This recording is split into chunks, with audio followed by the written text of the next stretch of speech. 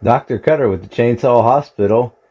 Today we're going to be working on this Homelite XL12, and this was donated to the channel by Bennie. So Bennie, thank you so much. Very, very kind of you. He had this in his barn for, I think he was telling me probably 8 to 9 years, probably closer to 10. Not sure. But literally, this is the condition I got it in. Bar and chain were on here. There's still just a little bit of the Homelite paint on the bar, so that's pretty cool. Very, very neat. It's got this red support here for the wrap. Um, Not sure if it broke, had a tree fall on it, bent this. I'm not sure. This thing is very old. We'll get in here, get you in a little closer, and so you can get a little bit better kind of investigation. And what we're going to do is we're going to try to get this thing going today. And I hope we can. It looks complete, as if there was no missing parts or spark plug's been out of it and it's full of dirt daubers or something like that. And that's the key, guys. If you're going to put one of these on the shelf and leave it for a long time, or if you're picking one up from somebody, yard sale, flea market, or something like that, um, if you want the least amount of trouble, I have found if the muffler is still attached and the spark plug is still in and the air filter is still on and the gas cap is on and the oil cap is on, that is a really, really good place to start.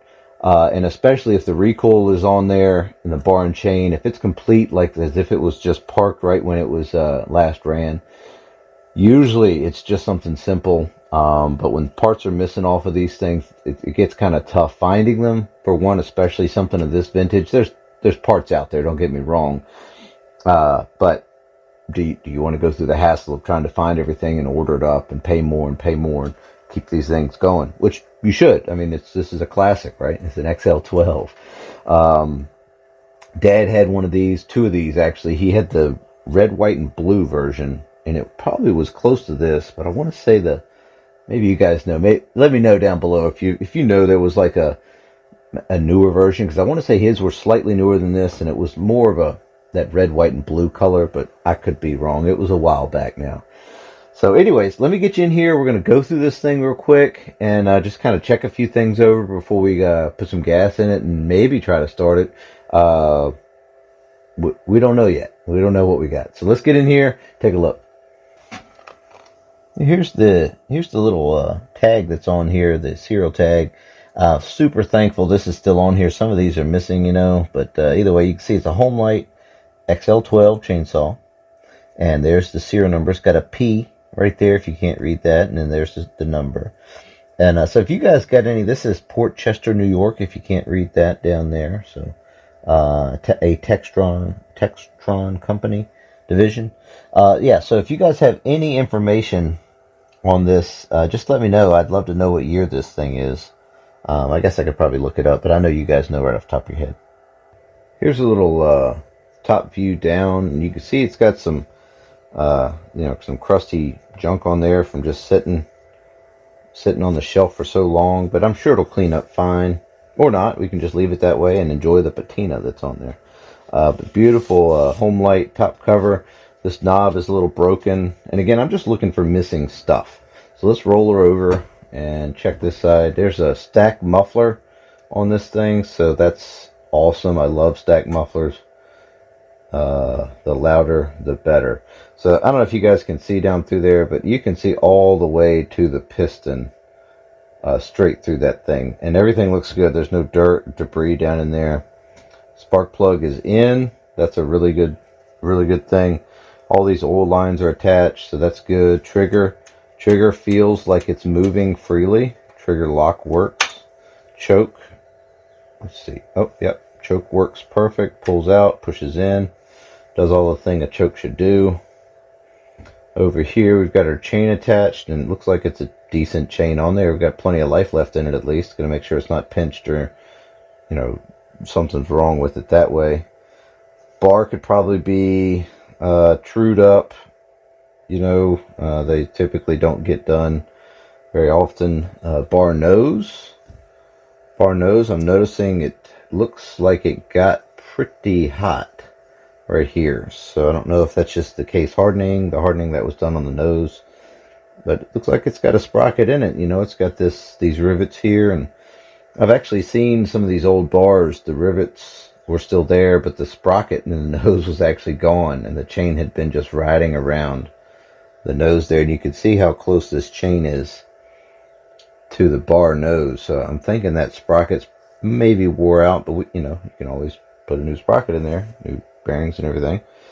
So we might check that out later, but it's good enough. It moves, and that's what we're looking for.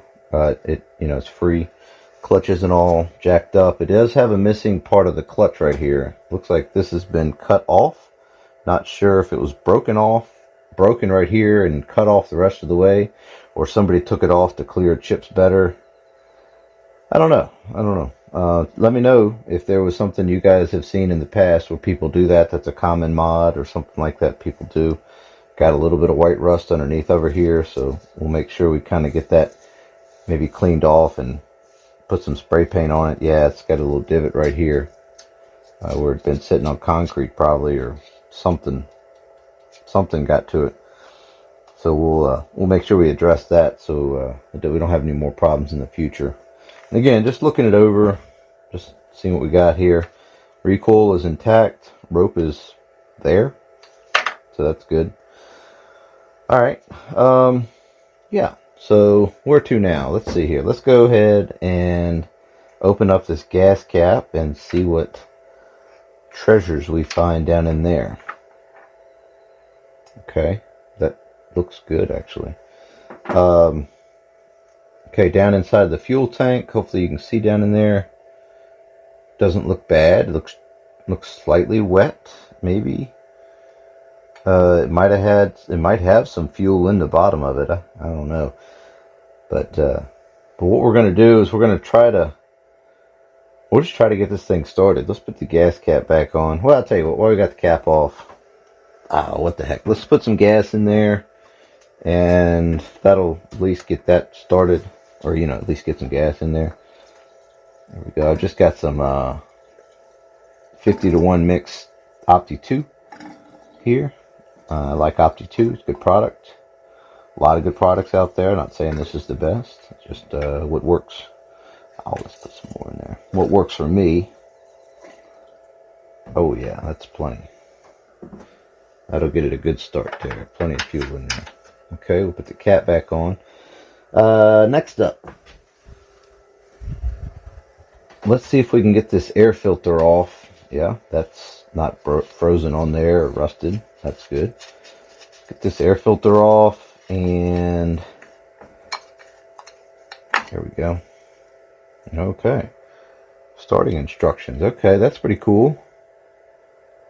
That's how that's supposed to work. Then we've got this air filter here. It looks like it's missing. There was a grommet.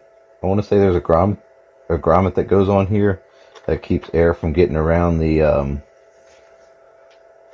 filter and the stud there and into the intake. But that's okay for now. We'll get that. And it does have something rubber down there.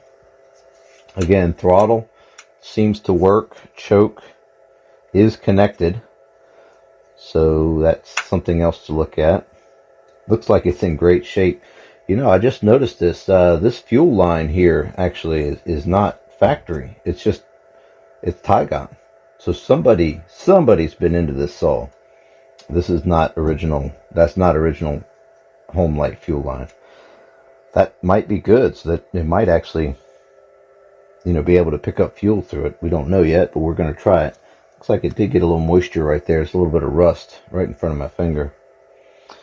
Okay, well, we'll leave the air filter off for right now, and what we'll do is we'll go outside and I guess before we even try that, something we do need to check is let's just see if we have spark. So we'll pull this pull this spark plug out of here.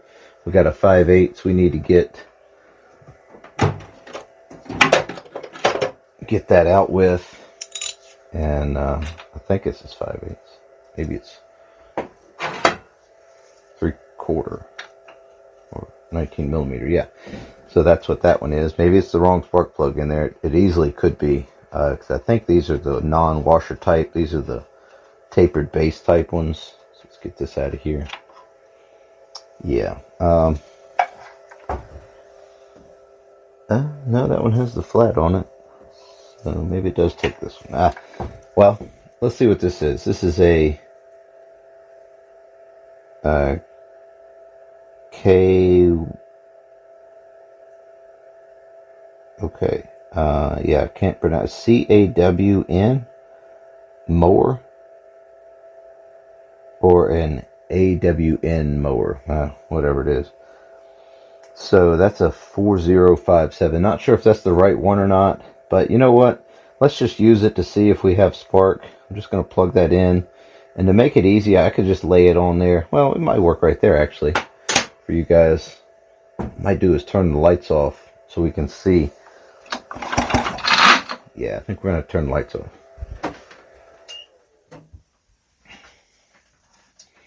All right, so I'm going to turn the ignition switch on, and that's right here. So push that up, and then what I'm going to do is pull it over fast enough to see if we can see some sparks. Let's see what we got. Oh yeah. Okay, that's great. I'm good with that. All right, now we know we have spark. Let's put the spark plug back in there, and we're just going to check for compression and see if the motor, we know it turns over, which I like doing that without the plug in it, and that kind of gives me an idea if it's, if the motor spins free or if it's some kind of, rusted up issue or something like that, because without the plug in it, it's going to rotate pretty easily by itself. So I got the plug back in, and we're going to go ahead and check compression. I'm just going to hold down on the saw like this and see if I can pull it over a couple times.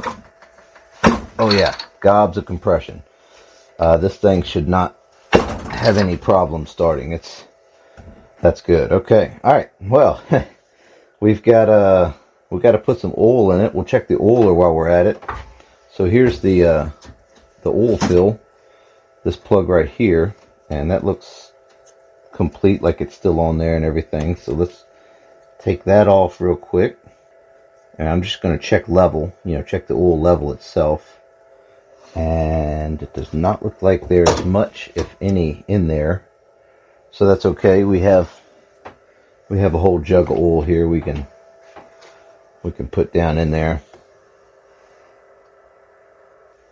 All right, see, we got plenty of oil in there. That's good. Hopefully that wasn't part of the gasket. That was all dry rotted or O-ring. Actually, it looks like it does have an O-ring in there. It looks like the O-ring's okay. That's kind of nice. We could always put another one in there if we need to. Let's go ahead and put this cap back on. We can kind of pump the oiler and see if we have anything coming out, or hear it coming out. Sometimes you can hear it pushing a little air through. So let's do that. Let's see what we got here. Oh yeah, I don't know if you heard that. It's yeah, I heard some air pop out, but it's, oh, there it goes. Oh, okay. So right down inside of here, right inside of there, you can kind of see it coming out. There it goes right there. Perfect. Okay, well, the oiler works. Man, this is a nice saw. Oh my gosh. Okay, so let's go outside, get out of the chainsaw hospital here, where we get some fresh air. And what I'm going to do is turn this thing up like this, and I'm going to put some gas and oil mix right down the throat, right into there. I'm going to leave the choke open and the ignition on, and I'm going to pull it over a few times and see if we can get this thing to start up.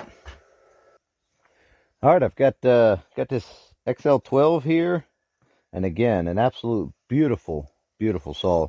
I know it's a little rough around the edges, but I like that character. Got my little squirt bottle here. It's got 50-to-1 mix, Opti 2, gas and oil in there. So what I'm going to do is just give it a little squirt right down in there. Not a whole lot, just enough. Then we can squeeze the trigger. You can kind of see it go right down against the reed valves. And now that's in there. So let's just take a few pulls and see what happens. Okay, I think I actually heard it pop. Well, let's pull it a few more times. Oh yeah, there it popped right there one time.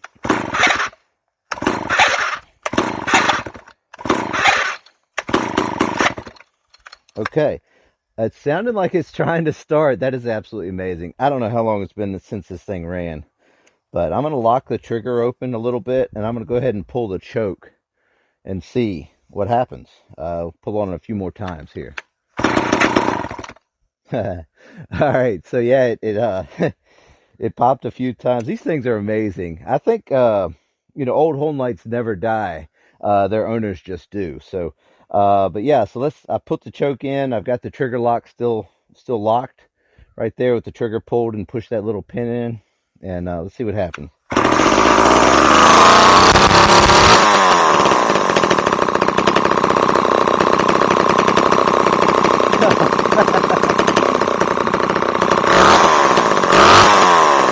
Wow.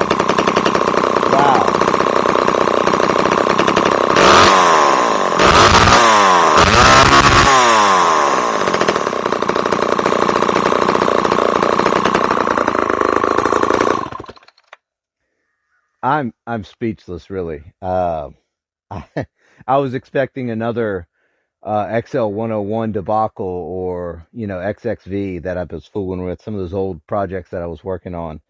But literally, this thing fired right up. It's oiling, the clutch works, the recoil needs a little bit of oil. I don't know if you saw it kind of sticking on the way back in. Easy fix, but that might be the next video on this series here for this XXL. Wow, just wow. Let's start. Let's see if it pulls on one. Let's see if it starts up on one pull. Let's just see.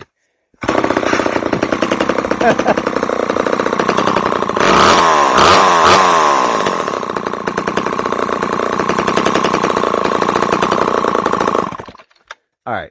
I've got to put this thing in some wood. I don't know what I've got around. I think there's a piece of locust right over here. I don't know how sharp this chain is. It doesn't look very sharp. It looks like it was rocked pretty bad on the right hand cutters. But let's just see. Let's just try it out. Let's just see. This thing's running too good to not. All right, we got a little piece of locust right here, right at the bar tip. It's not very large, and it's not a big test for this saw, but we got to sling some chips with it, right? We just got this thing running. It's just like I said, running too good, too easy. So let's see if we can get this thing fired up again. I tell you what, before we get going with this thing, I'm going to go ahead and put the air filter back on here because I don't want to get any debris down inside of there. All right, I went ahead and put the air filter and the air filter cover back on because I didn't want to get any chips or anything in there. So let's see if this thing will fire up. It's only been a couple minutes since we ran it last time, but let's see what happens.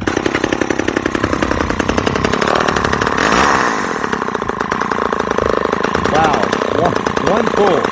I mean, this thing runs better than some of the newer stuff that I've actually had to work on. Holy smokes.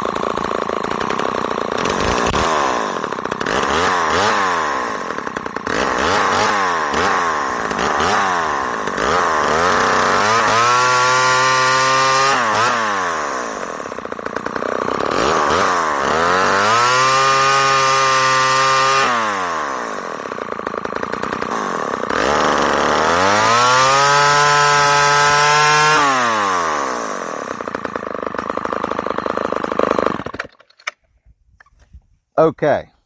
Well, I cannot say enough good things now about this. It just is blowing my mind, really. It is no telling. I know for Benny, I know he told me it sat for a long time. I know that for sure. But anyway, so again, guys, if you guys get on there and you want to make a comment, you don't even have to say anything spectacular. You can just say, "Thank you, Benny." That would be amazing if everybody could do that. Everybody that watches this, please do that because that was just very generous of him. It sounds like it's running great too, tuned up, idle. It's good throttle response. Sounds like the high speed is set pretty close to right. I mean, I don't know when the last time it was ran, so who knows what it was set for then. But yeah, absolutely amazing. But either way, guys, that's it from me. So remember, keep your chains sharp and stay safe.